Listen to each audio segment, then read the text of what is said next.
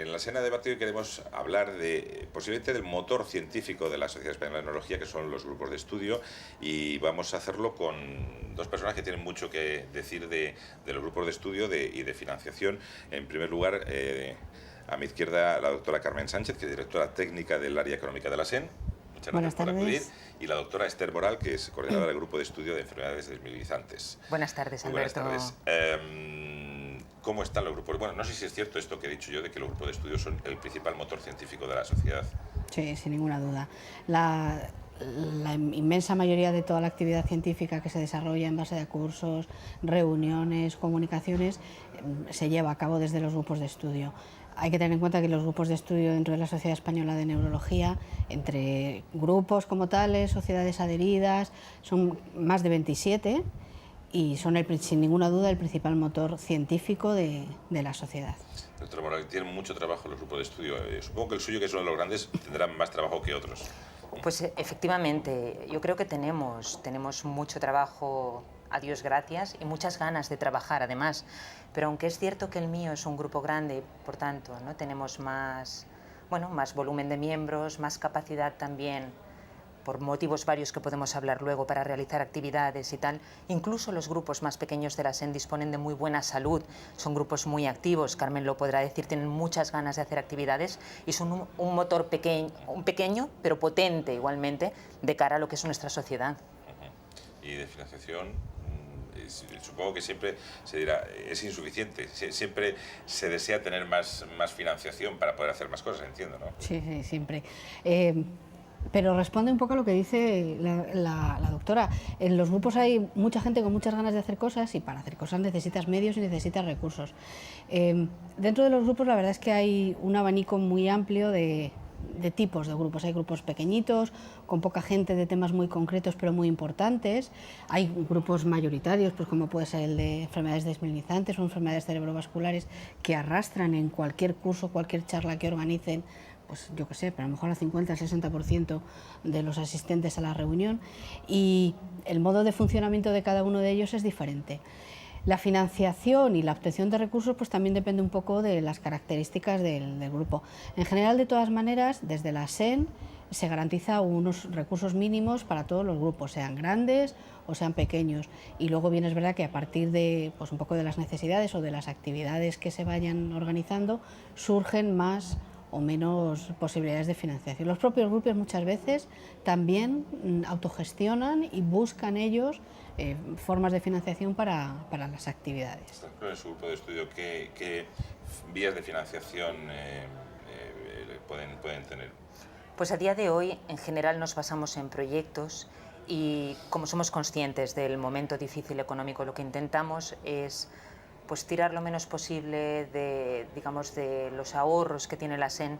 Intentamos buscar financiadores externos, que suelen ser la industria farmacéutica, como te puedes imaginar.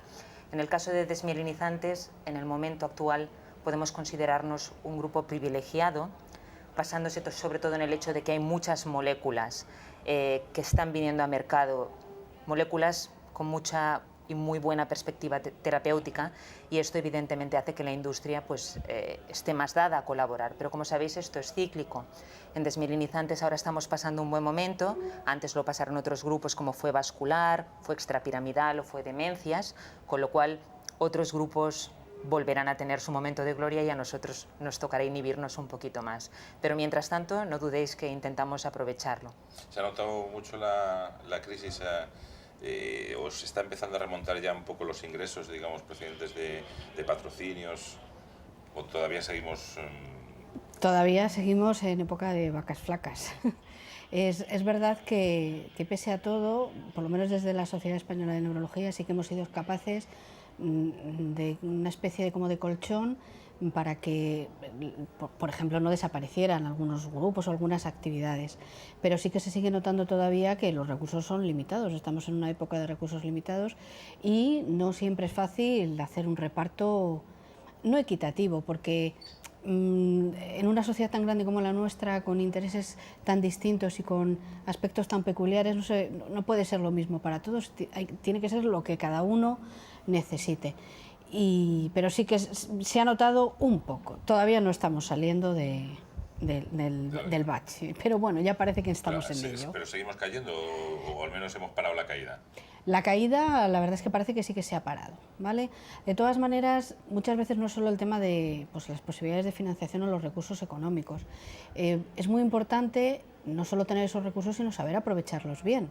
Es decir, de nada sirve tener una magnífica financiación si desde los grupos no hay interés por organizar los cursos y los cursos que se organizan son siempre los mismos, si no se está abierto a nuevas iniciativas, que no siempre nuevas iniciativas tienen que ser más recursos, sino que a veces con los mismos que hay se pueden aprovechar de otra manera. Y eso sí que desde los grupos de la Sociedad Española de Neurología es una cosa que se potencia muchísimo y no pasa a la reunión anual sin que surja alguna iniciativa nueva de vamos a cambiar esto lo vamos a utilizar de esta manera, y ahí sí que da igual que el grupo sea grande o pequeño, porque las ideas vienen de cualquier lado. Lo que decimos, estamos titulando este debate como financiación de actividades, y financiación sí es importante y muchas veces, pero lo que decía tampoco es imprescindible, es decir, con ingenio, buena voluntad y trabajo se solventan algunas cosas. Es necesario, pero no es lo único que se necesita. Y esa otra parte de la creatividad, de las ganas, del pensar, del estar abiertos un poco a lo que se necesita, es lo que desde los grupos en la Sociedad Española de Neurología funciona fenomenal. Por ejemplo, actividades que pueda mantener de forma habitual o extraordinaria su grupo de estudio. Te diré, por ejemplo, una de las cosas que hemos hecho un poquito para adaptarnos a los tiempos, ¿no? Todos vamos muy ocupados, pero además es que desplazar a un número importante de personas a un lugar determinado pues puede ser muy costoso económicamente. Bueno, pues hemos empezado a hacer actividades virtuales, cursos virtuales, sesiones virtuales, que la gente se conecta desde su centro de referencia o desde su ciudad de referencia, está participando de manera activa, ¿no?, en la actividad científica que estemos haciendo y no evitando todos los gastos de desplazamiento, estancia hotelera, etcétera, etcétera. Y me consta que esto no somos el único grupo que lo hace, sino que muchos otros grupos de la SEN están intentando hacerlo de esta manera. Ideas nuevas y aprovechamiento de recursos. En el caso de un grupo importante y grande, como puede ser el suyo, el de desmovilizantes, entiendo que también hemos hablado con algún coordinador de grupo de estudio que sean un asunto transversal y pedían, claro, dice, llegar a otros grupos con patologías concretas.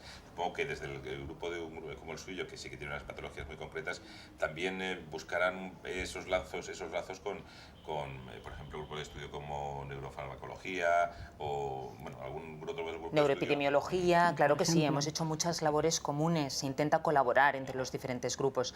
Hay algunos que te resulta más afín porque tocan patologías más globales, más tangenciales, como lo que yo te he dicho, es fácil colaborar grupo de desmielinizante con grupo de epidemiología, como posiblemente lo sea grupo de trastorno del movimiento con grupo de epidemiología, ¿no? Y así sucesivamente. Sí que se intenta y además suelen dar buenos resultados. Estábamos hablando antes de financiación y estábamos hablando de laboratorios, básicamente de la industria, pero también se podría pensar que ahí tendría que estar las instituciones. No sé si las instituciones, en este sentido, las administraciones están tirando del carro y ayudando o no. Administraciones públicas. Se supone que sí. Bueno, el apoyo que ofrecen, que de duda cabe que, pues a la hora de conceder avales, reconocimiento de créditos, pero el apoyo económico no es significativo en el mantenimiento de la sociedad. De todas maneras, ya que he sacado el tema de los grupos pequeños o transversales, es verdad que hay algunos grupos dentro del conjunto de los que tenemos que tienen unas características un poco peculiares. Eso que tú llamabas los grupos transversales, pues en neuroepidemiología, el grupo de gestión, neurofarmacología.